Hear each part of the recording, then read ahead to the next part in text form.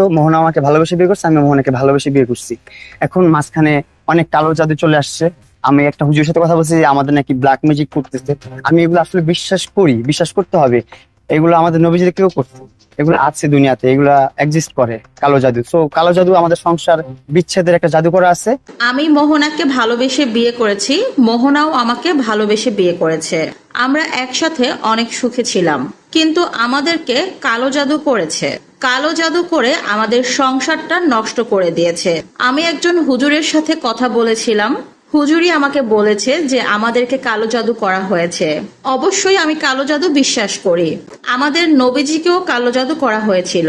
হুজুর বলেছে আমাকে দুইটা জাদু করা হয়েছে, একটা যেন মোহনার সাথে আমার সংসারটা ভেঙে যায়, আরেকটা হচ্ছে আমার পুরো পরিবারটাই যেন ধ্বংস হয়ে যায়। কিছুক্ষণ আগে সাংবাদিকের ক্যামেরার সামনে টিকটকার প্রিন্স মামুন ঠিক এরকমই কথা বলেছেন। প্রিন্স মামুন বলেন লায়লা তাকে কালো জাদু করেছে।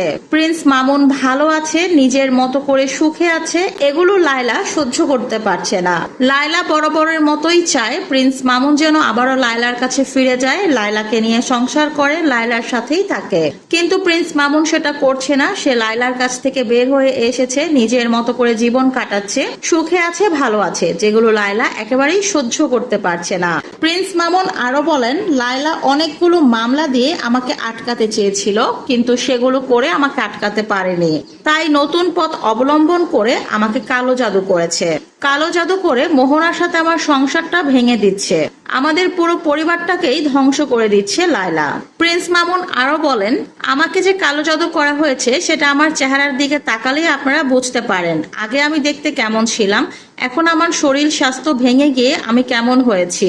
আমি একটা সেলুন দিয়েছিলাম, আমি সবকিছু গুছিয়ে নিচ্ছিলাম, সেটাও আমাকে ধ্বংস করে দেওয়া হয়েছে কালো জাদুর মাধ্যমে। আমাকে শেষ না করা পর্যন্ত সে থামবে না। আমি ধ্বংস হয়ে যাব, মাটির সাথে মিলিয়ে যাব, তারপরে সে থামবে। আমার সুখ তার সহ্য হচ্ছে না। আমি বিয়ে করে সুন্দরভাবে বউ পরিবার নিয়ে সংসার করছিলাম, সুস্থ স্বাভাবিক জীবনযাপন করছিলাম, যেগুলো একেবারেই সহ্য করতে পারছিল না লায়লা, আর সেজন্যই কালো জাদু করে সবকিছু শেষ করে দিল। টিকটকার প্রিন্স মামুন বলেন আমি এখন কিভাবে সবকিছু গুছিয়ে নেব, কিভাবে কি করব, আমি কিছুই বুঝতে পারছি না। দেশের মানুষ যদি আমার পাশে থাকে তাহলে আমি বিশ্বাস করি এবং আশা রাখি আমি আবারও সবকিছু গুছিয়ে নিতে পারবো। তো ভিউয়ার্স, টিকটকার প্রিন্স মামুনের কথা শুনে আপনাদের কি মনে হচ্ছে? সত্যিকার অর্থে কি তাকে কালো জাদু করা হয়েছে, নাকি সবটাই আগের মতো ভণ্ডামি?